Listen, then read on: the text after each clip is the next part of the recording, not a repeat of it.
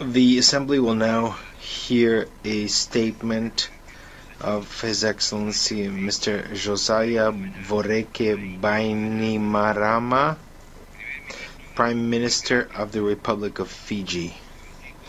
I would request a representative of the protocol to accompany His Excellency to the rostrum. Thank you. It's a pleasure for me to welcome His Excellency Mr. Josiah Voreke Bainimarama, Prime Minister of the Republic of Fiji. You have the floor. Lo invito a dirigirse a la Asamblea. I invite him to address the Assembly. Thank you, Your Excellency. The President of the General Assembly, the Secretary General of the United Nations, Excellencies, distinguished delegates, Bula Vinaka, and a very good evening to you all. Mr. President, I want to begin by congratulating you on assuming the presidency of the 72nd session and wish you every success in the year ahead. As we all know, the global community faces a great many challenges, of which climate change is only one. But I'm sure that we all want to send a message of solidarity and sympathy tonight to the millions of people in the Caribbean who are again suffering from the ravages of Hurricane Maria. It is an especially cruel ordeal so soon after Hurricane Irma carved a path of destruction through the Caribbean and southern United States. And the thoughts and prayers of all of us are with those who are affected. Your Excellency, the Fijian people share a special sense of solidarity with those who have either lost loved ones or their homes and possessions in these events. Last year, we lost 44 of our own people and a third of our GDP when Fiji was struck by the biggest cyclone ever to make landfall in the southern hemisphere. So as incoming COP President, I am deeply conscious of the need to lead a global response to the underlying causes of these events. And the appalling suffering in the Caribbean and the US reminds us all that there is no time to waste. Mr. President, I also want to pay tribute to your predecessor, Peter Thompson, the first Fijian to occupy the presidency of the General Assembly. Ambassador Thompson carried out his role with great distinction, and I especially want to thank him for the role he has played in bringing the parlous state of our oceans to global attention. The Ocean Conference in June that Fiji co-hosted with Sweden was an unqualified success. As a global community, we have begun the massive task of restoring the health of our oceans and to tackle the overfishing that is stripping our oceans of marine life and depriving many millions of people of a precious resource, now and into the future. I salute the United Nations for appointing Ambassador Thompson as Special Envoy for Oceans. It is an honor for Fiji to have one of our own leading this vitally important effort to ensure the implementation of a crucial sustainable development goal. Mr. President, next year will mark the 40th anniversary of Fiji's contribution to the United Nations peacekeeping. As a small nation, we have suffered a great deal of pain from the loss of some of our finest troops on peacekeeping duties over the years. But this contribution is a very important part of how we see ourselves as a nation. Our men and women in uniform serving the global community by protecting ordinary people in troubled parts of the world. For 40 years, we have helped to make the world more secure. And now, we are determined to make a successful contribution to the wider security of the planet through our leadership of COP23. Mr. President, there is no escaping the fact that climate change is as great a threat to global security as any source of conflict. Millions of people are already on the move because of drought and the changes to agriculture threatening their food security. Throughout history, we know that human beings will fight over access to water. And unless we tackle the underlying causes of climate change, we already know that some places will become unlivable and others will disappear altogether. In my own region, 3 of our neighbors are at risk, which is why Fiji has offered to give refuge to the people of Kiribati and Tuvalu in a worst case, in which their homes sink beneath the waves altogether. For the Fijian people, climate change is real. It affects our lives altogether. Whether it is the whole villages we are moving out of the way of rising seas, the loss of our ancestral burial grounds, the salinity affecting our crops, or the constant threat of destruction to homes and infrastructure of the kind we experienced last year. The reason our hearts go out to the people of the Caribbean right now is not only because we can empathize with them, but because we fear the same fate. And I say to the nations of the world, imagine another third of your GDP destroyed within a year or so. Imagine another cyclone scoring a direct hit and wiping out decades of development. It is clear, Mr. President, that global warming changes our very understanding of what our national interests are. It challenges us to understand that the only way for every nation to put itself first is to lock arms with all other nations and go forward together. Anything else is self-destructive for the world and for each nation. It may be tempting for political leaders to show that they are protecting some national industry or near-term economic goal, but at what cost? The wise leader must work hard to convince the people to embrace the path we know we must take. There is no choice to be made between prosperity and a healthy climate. For how prosperous can we be if we must devote our resources to relocating entire populations or reinforcing major cities? What does it cost to find new places to farm? And what about the consequences for global and regional security if nations begin to compete for safe land or have conflicts over the movements of climate refugees? It is obvious that we need to cooperate. We need to learn from each other and to use the world's considerable resources to do the most good for the most people. We need to continue to create prosperity and to ensure the well-being of the nations and ecosystems of the world.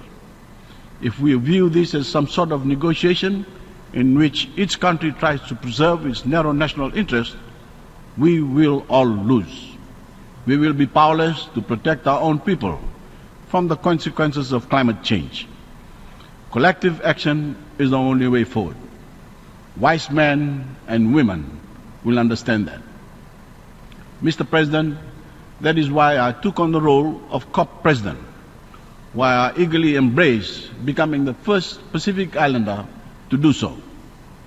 Because it is about ensuring that my own people flourish and prosper now and into the future. And by collaborating with other nations of the world through this process, we ensure that together humanity can flourish and prosper. Mr. President, the ball will be passed to me and Team Fiji in Bonn in November by Morocco. And we thank the Moroccan presidency of COP22 for making such great strides down the field towards the end game of fully implementing the Paris Agreement. Next year, Fiji will pass the ball to Poland, and I want to assure the presidency of COP24 that Fiji will be supporting you all the way to the line. Mr. President, our own presidency would not be possible without the wonderful assistance of Germany. We simply could not have staged an event of this size and complexity in Fiji. But out of necessity, we have forged a bond with Germany that is an example to the world of how countries can, at opposite ends of the earth, and of vastly different means and size, can work effectively towards a common goal. We did it with Sweden with the Ocean Conference, and we are equally proud to stand shoulder to shoulder with Germany to deliver what the Paris Agreement was meant to do. Mr. President, Fiji is deeply conscious that governments alone cannot meet this challenge, which is why we are placing such emphasis on the notion of a grand coalition of governments at every level, civil society, and private sector and ordinary citizens moving this agenda forward. I am reaching out to governors, I am reaching out to mayors, leaders of every sort across our societies, people of faith, people on the front line of the climate struggle, women, and the young people who represent our future. Mr. President, we are going to do things in Bonn differently. The formal proceedings will be led by our chief negotiator, Ambassador Nzhat Shamim Khan, and I will play a roving role. I will be on hand to resolve any difficulties in the formal negotiations. But to reflect the importance of our grand coalition, I will be traveling between the two zones in Bonn, the formal negotiations and the climate action zone, with my good friend, our climate champion, Inieseru Ratu, and my fellow Pacific leaders. I'm counting on them to help me get the message across that only by working together can we move this process further and faster. In the climate action zone, the Bonn zone, Fiji and Germany are bringing together all those who have a part to play in making this grand coalition a grand transformation.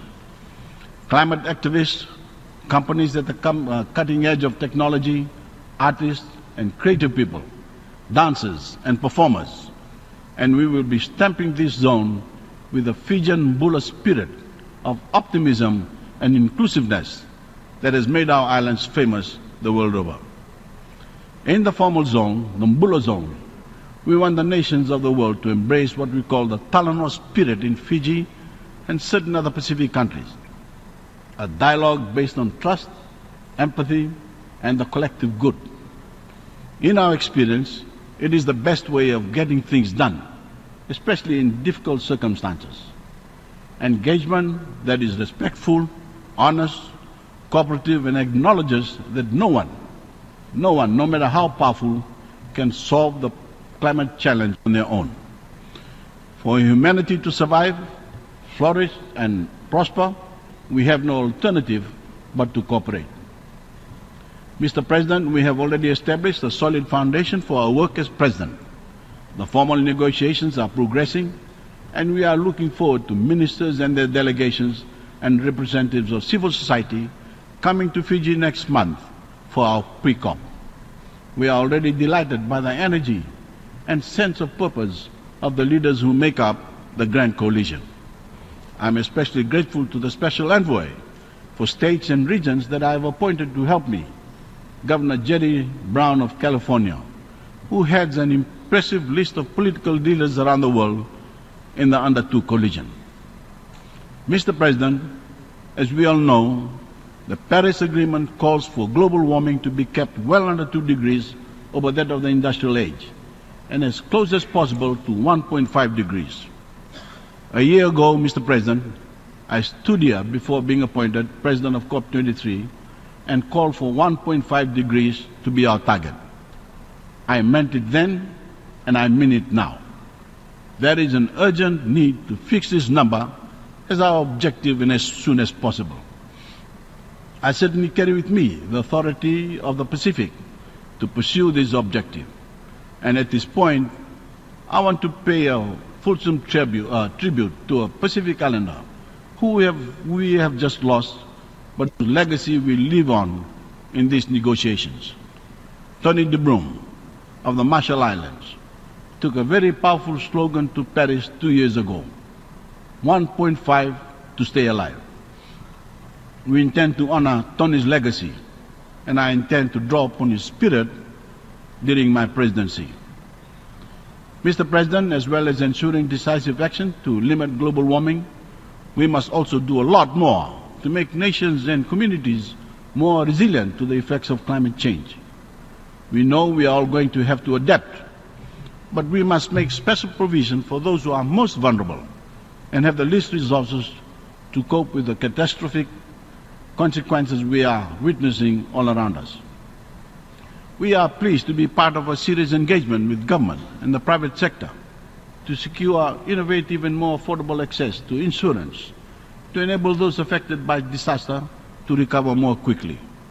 It is a question of fairness and economic development, because without insurance, restoration and rebuilding is simply too great a burden for many nations and communities.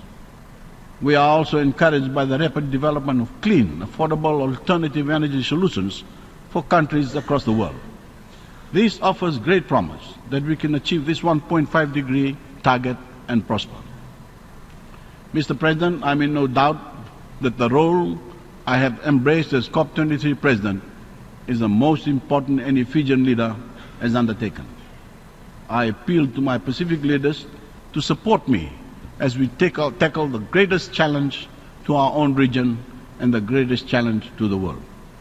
I want to acknowledge the work of the Alliance of Small Island States these past 30 years, which has consistently looked after the interests of our people and has reminded the world that our interests are the interests of every global citizen. We are all in the same canoe, which is why we will have a Fijian ocean-going canoe and Rua in the main hall in Bonn to remind everyone of the need to fill its sail with a collective determination to move this process forward, to deliver on the promise we made to each other in Paris. And to all the nations that have yet to ratify the Paris Agreement, please do so. So, Mr. President, I appeal to the nations of the world and all the leaders of the Grand Coalition to support me. I draw my power as COP President from you, and I will do everything in my power to use it wisely.